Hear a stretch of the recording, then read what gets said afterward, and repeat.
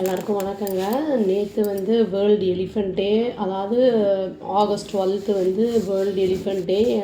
Elephants அப்படிங்கிறது வந்து ரொம்ப முக்கியமான பங்கு வகிக்கிறது இயற்கையை பொறுத்த வரைக்கும். எலிஃபண்ட்ஸை வந்து ஆஃப்ரிக்காவில் வந்து சில கண்ட்ரீஸ் எல்லாம் என்ன பண்ணுறாங்கன்னா, எலிஃபண்ட்ஸை வந்து சாப்பாட்டுக்காக, அதாவது ஸ்டார்வேஷன் இருக்கிறனால ஃபுட்டுக்காக வந்து அதை வந்து வெட்டி அதை வந்து சாப்பிட்றாங்க. அந்த மாதிரி நியூஸ் எல்லாம் நிறைய வந்துச்சு. இதனால் வந்து என்ன ஆகும் அப்படின்னா வந்து எலிஃபண்ட்ஸோட எண்ணிக்கை குறையும், இயற்கையும் பாதிப்படையும். அதுவும் சில பேர் வந்து என்ன பண்ணுவாங்கன்னா, ஃபாரஸ்ட்டில் இருக்கிறதெல்லாம் வந்து வேறு ஊருக்கு வந்து எடுத்துகிட்டு வந்துட்டு இந்த கோவிலில் வைக்கிறது அந்த மாதிரிலாம் வைக்கும்போது அது வந்து காட்டில் இருக்கக்கூடிய விலங்கை வந்து நம்ம ஊருக்குள்ளே வைக்கும்போது அதை அடாப்ட் பண்ணுறதுக்கு ரொம்ப கஷ்டப்படும். அது வந்து நிறைய நடக்க வேண்டியது இருக்கும். அதை தேடி வந்து அதை விரும்பின அதெல்லாம் வந்து அதை விரும்பி சாப்பிடும். அதெல்லாம் வந்து நம்ம வந்து வைக்கிறத காட்டிலும் அது வந்து தேடி நடந்து போகும்போது அது வாக்கிங், குறிப்பிட்ட அளவு வாக்கிங் போகும்போது அதோட ஹெல்த்தும் நல்லாயிருக்கும்.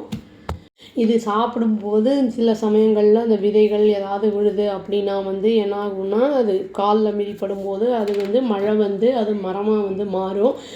இதனால தான் வந்து நம்மளுக்கு எலிஃபண்ட்ஸ்னால் வந்து நிறைய பெனிஃபிட்ஸ் இருக்குது அப்படின்னு வந்து சொல்கிறோம் நம்ம.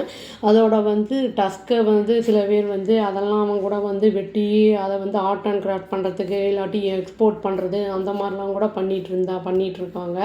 ஆக்சுவலி வந்து டஸ்கெல்லாம் வந்து அந்த மாதிரி பண்ணுறது ரொம்ப இல்லீகலான ஒரு விஷயம். எலிஃபண்ட்ஸ் வந்து என்னென்னா, சின்னதுலேருந்தே நம்ம வளர்த்தாலுமே வந்து அது வந்து பெருசாகும்போது வந்து என்ன ஆகும்னா, அது மூட் ஸ்விங் சப்போஸ் இருக்குது அப்படின்னா வந்து அவங்க வந்து மகோத் வந்து வளர்க்கும்போது வந்து அவரையே வந்து கொல்கிற இன்சிடென்ட்ஸ்லாம் நம்ம நிறையா பார்த்துருக்கோம். கோவில்கள்லாம் வச்சுருக்கிற யானைகள்லாம் கூட வந்து பாகன்களை வந்து மிதித்து கொன்றது அப்படிங்கிற மாதிரிலாம் வந்து அவங்க நியூஸ் எல்லாம் பார்த்துருக்கோம் நம்ம.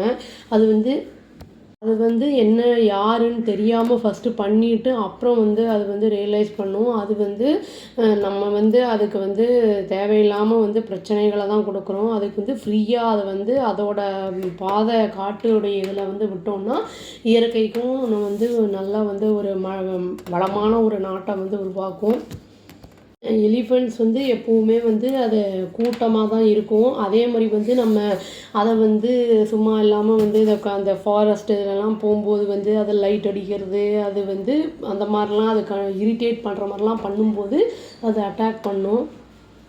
அதுக்கு வந்து ஸ்வெட்டிங் அந்த இது வந்து கிளான்ஸ் இல்லாதனால வந்து வியர்வை அந்த ஹீட்டை வந்து தணிச்சிக்கிறதுக்கு மண்ணை வந்து அது மேலே எடுத்து போட்டுக்கும். அது தண்ணியில் இருக்கிறதுனா அதுக்கு வந்து ரொம்ப பிடிக்கும்.